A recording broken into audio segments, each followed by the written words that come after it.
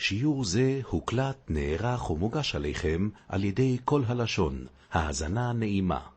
Masechet Psachim, résumé du Daf Pechet. La Gemara, suite à ce qu'on a vu dans le Daf précédent, que lorsqu'Israël ont exilé à Bavel, une des raisons c'était pour qu'ils mangent là-bas des dattes, il y en a beaucoup, et qu'avec la douceur des dattes, ils pourront étudier la Torah plus facilement. La Gemara raconte là-dessus une histoire sur Oula, qui était invité à Bavel, et qui a mangé des dattes, il a vu l'abondance, il a dit, les Babyloniens n'étudient pas la Torah malgré cette abondance de douceur. Et ensuite, il a eu des problèmes la nuit de digestion. Il a dit, malgré cette abondance de poison, ils arrivent quand même à étudier la Torah. La Gemara ensuite ramène une prophétie de Yeshaya qui disait, les peuples, de nombreux peuples iront et diront au temps futur, allons et montez dans la montagne d'Hachem à la maison du Dieu de Yaakov. Donc c'est allusion au Beth Amikdash. Pourquoi le Dieu de Yaakov spécialement et pas Abraham et Yitzhak? La Gemara dit, Avraham a appelé le Beth Amikdash Har, une montagne, Har Moria. Yitzhak il a appelé un champ, comme on voit dans le passage, Yitzhak est allé prier dans le champ. Yaakov il a appelé une maison. Donc le Beth Amikdash, ici, quand on l'appelle maison, ça vient dans le sens de Yaakov Avinu, qui a reconnu le Beth Amikdash comme une maison, comme une vie en foyer en commun avec Akadosh Baruch Hu. La Gemara dit encore, on apprend un pasuk, le jour de Kibbutz Galuyot, où se réunissent toutes les exils, Israël de tous leurs endroits où ils sont dispersés, est grand, aussi grand que le jour de la création du monde. La Gemara ramène encore ce qu'on a vu dans la Mishnah, un orphelin pour qui les deux responsables l'ont nommé sur leur Korban Pessah. On a vu qu'il peut choisir là où il veut manger. La Gemara s'étonne un peu comment ça se fait qu'il peut choisir après la Shrita là où il veut manger, c'est un peu trop tard. Répond la Gemara, non, on n'avait pas besoin de son accord. De toute façon, le maître de famille, comme ici le responsable de l'orphelin, pouvait compter sur son Pessah, même sans l'accord du garçon. Donc finalement, si c'est comme ça, son accord n'est pas ce qui fait qu'il est nommé ici ou là-bas. Il est nommé de toute façon qu'il veuille ou qu'il veuille pas sur les deux psachim. Donc ensuite, il choisit où manger parce qu'il ne va pas manger les deux. Mais de toute façon, il est bon pour l'un ou comme pour l'autre. Là-dessus, la Gemara ramène une braïta qui dit un homme, justement, il peut compter sur son Pessah, ses enfants, les petits, ses esclaves ou servantes Knaanim, qui étaient Goïm, aussi bien avec leur accord que sans leur accord. Même s'ils refusent, ils sont quand même nommés sur le Pessah du maître de maison, de famille. Mais un homme ne fait pas pour ses enfants adultes, ni pour ses serviteurs ou servantes juifs, ni même pour sa femme, s'ils ne sont pas d'accord. La Gemara le précise, quand on dit ils ne sont pas d'accord, ça veut dire qu'ils ont refusé, ou bien qu'ils sont allés faire un autre Pessah. Mais s'ils se sont tus, c'est considéré comme un accord, et ils sont donc automatiquement nommés sur le Pessah du père de famille. La Gemara ensuite ramène le serviteur de deux associés, on a dit il ne mange ni chez l'un ni chez l'autre. La Gemara dit que ça dépend de quelqu'un en réalité. Si les associés sont très pointilleux l'un avec l'autre, et que chacun dira je n'ai pas invité ta partie de l'esclave sur mon Pessah, je ne suis pas d'accord non plus d'ailleurs aussi que ma partie de l'esclave profite de ton Pessah. Dans ce cas-là, l'esclave ne pourra manger ni chez l'un ni chez l'autre. Mais s'ils sont gentils l'un avec l'autre et souriants, il n'y a plus de problème, il peut manger soit chez l'un soit chez l'autre. De même, on a vu dans la Mishnah, celui qui était moitié libre et moitié esclave, comme par exemple l'esclave de deux associés dont un des deux l'a libéré, on a vu qu'il ne mange pas de chez son maître. La Gemara déduit, il peut manger de chez lui-même. Or, on a une braïta qui dit qu'il ne mange ni de chez son maître ni de chez lui-même. Répond la Gemara.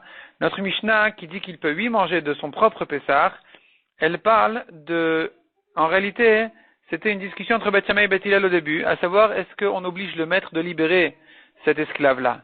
Beth Hillel disait, il a qu'à travailler chez son maître un jour, et pour lui-même, un autre jour, un jour là, un jour là, un jour là, un jour là. Mais finalement, Beth Shammai, on dit à Beth Hillel, il ne pourra pas se marier puisqu'il est moitié esclave, il ne peut pas se marier avec une juive, moitié libre, il ne peut pas se marier avec une servante. Qu'est-ce qu'il fait? Donc on doit obliger son maître à le libérer de manière à ce qu'il puisse se marier avec une juive. Et donc, puisque c'est entre ses mains de se libérer, dans ce cas-là, il aura le droit de faire de son propre Pessah. Mishnah suivante, celui qui a dit à son serviteur, va me faire le Pessah. Il n'a pas précisé quelle espèce il pourrait, chevreau ou agneau, ce qu'il choisit, c'est bon. Donc s'il lui a fait un chevreau, le patron en mange.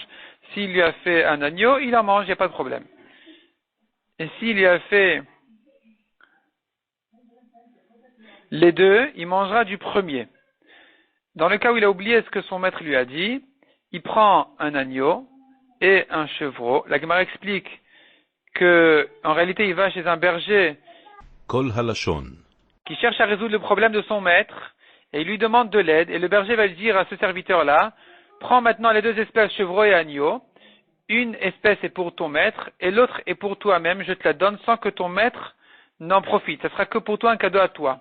Malgré qu'en général, automatiquement, ce que a acquis le serviteur est acquis au patron, ici, ce sera pas comme ça parce qu'il a précisé, je ne te le donne qu'à toi. Et ensuite, le serviteur y va, et il fait un tenaï, il fait une condition, il dit, si mon maître voulait le chevreau est à lui, l'agneau à moi. S'il voulait l'agneau à lui, et le chevreau à moi. Ensuite, il revient chez son maître lui dira ce qu'il voulait, et avec ça, ils sauront qu'est-ce qui est à chacun.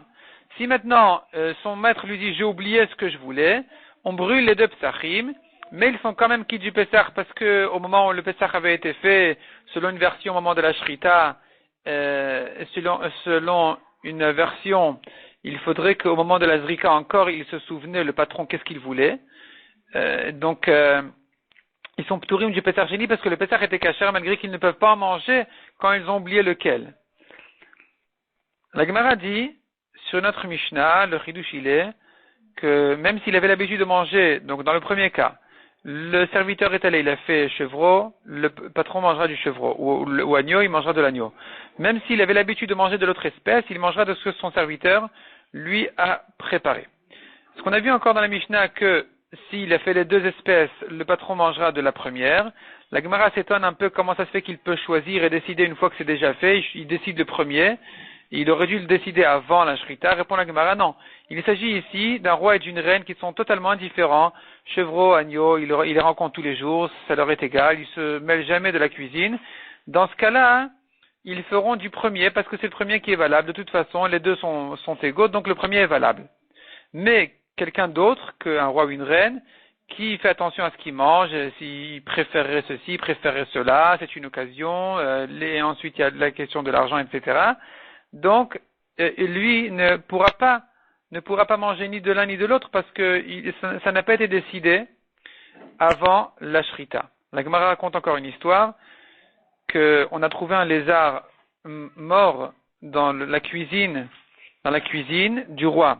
Et ils pensaient rendre tamé, les gens pensaient rendre tamé le repas entier. Finalement, ils sont allés chez Rabban Gamliel qui leur a dit versez un verre d'eau froide parce qu'on lui a dit c'était brûlant cet endroit-là. Il leur a dit versez un verre d'eau froide sur le lézard et vous verrez ce qu'il fait. Et voilà que le lézard a commencé à bouger un petit peu. Il leur a dit voilà, il était vivant, tout le repas est kasher. Ça nous montre la chokhma de Rabban Gamliel qui a sauvé le repas du roi. La Gemara dit encore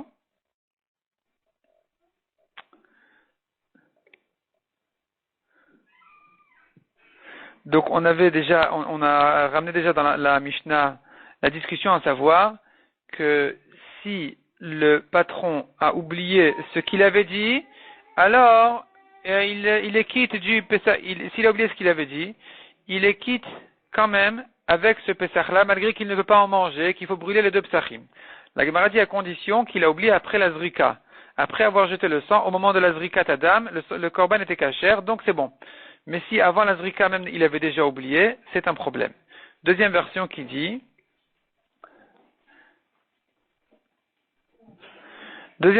non, dans ce cas-là, il n'a qu'oublié. Dans le ciel, on sait qui est son korban.